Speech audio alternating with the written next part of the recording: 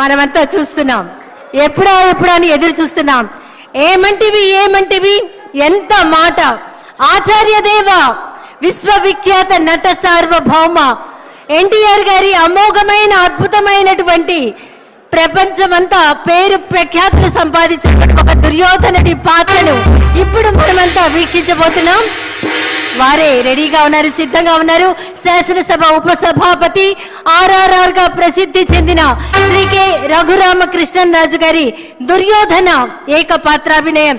ఒక్కసారి మనం ముందుగానే కర్తాల ధ్వనులు అందిద్దామా సార్, ప్లీజ్.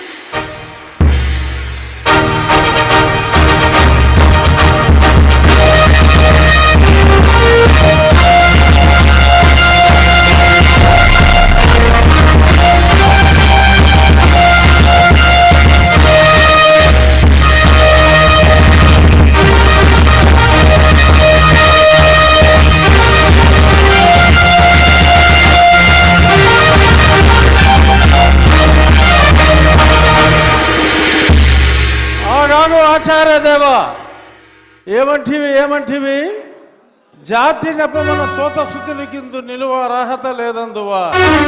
ఎంత మాట. ఇది క్షాత్ర పరీక్షయే గాని క్షత్రియ పరీక్ష కాదే, కాకూడదు. ఇది కుల పరీక్షయే అందువా. నీ తండ్రి భరద్వాజుని సంభవం ఎట్టిది. అతి దుముక్షాకరమైన నీ సంభవం ఎట్టిది. కులలో పుట్టిదివి కదయ్యా, నీదే కులము. అంతేగాక ఈ మా కుల గురువైన వశిష్ఠుడు దేవకీ వేషయకు వరసి పుత్రుడు కాడా, ఆయనదే కులము. ఆయన పంచమజాతి కన్యకు అరుంధతి యందు శక్తిని, ఆ శక్తి చండాగల యందు పరాశరుని, ఆ పరాశరుని పల్లె పడుతైన మత్స్యగంధి యందు మా తాత వ్యాసుని, ఆ వ్యాసుడు విధవరాండ్లైన మా పితామహి అంబికతో, నా తండ్రిని పితామహి అంబాలికతో, నా పినతండ్రి పాండురాజును, మా ఇంటి దాసితో ధర్మ నిర్మాణ సరుడని మీ అందరితో కీర్తించబడుతున్న ఈ విదురదేవుని కనలేదా? నాతో చెప్పిందేమయ్యా. బట్టి శాస్త్రబీజ ప్రాధాన్యములతో సంకరమైన మా గురువంశము ఏనాడో కులహీనమైనది. నేను కులము వ్యర్థవాదములు.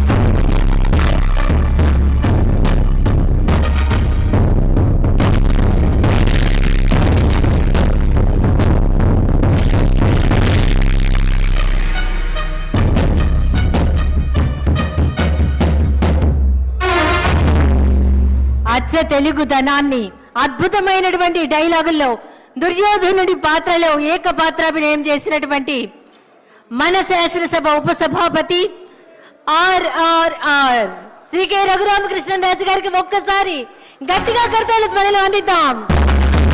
అభినందనలు సార్.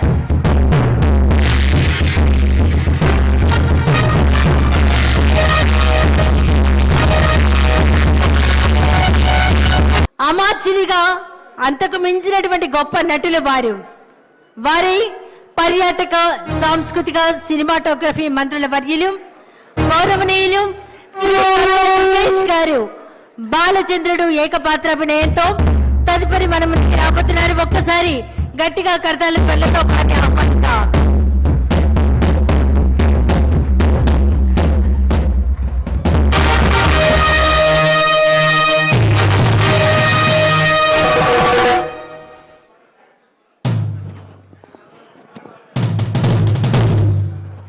ఇది అడ్డొస్తుంది ఇది.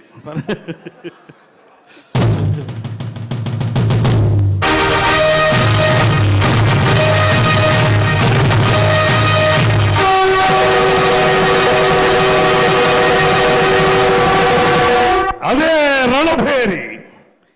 ఈ ఘోర కలికి, ఈ మారణ హోమానికి ఏనాడో ఎక్కడో నిరాశ్రయంగా సన్యాసించబడి ప్రపంచ సౌఖ్యానికి ఆవల విసిరివేయబడిన దుప్పి భాగాల పాటి కారడివిలో ఆరవిల్లి నాగమ్మవనే నిన్ను నలగామరాజనే ఆ దురాత్ముడు నీ ఆతిథ్యానికి మేనుపరిచి చేరదీసి అండ చేసుకుని అమోక్షమతం అందించకపోతే ఇంతటి చరిత్ర ఉండేది కాదే. అఖండ పలనాటి సీమ ఖండ ఖండాలుగా నరకబడి అంతఃకలహాలతో రొమ్ము గుతుకుని పోయేది కాదే, రొమ్ము గుతుకుని పోయేది కాదు.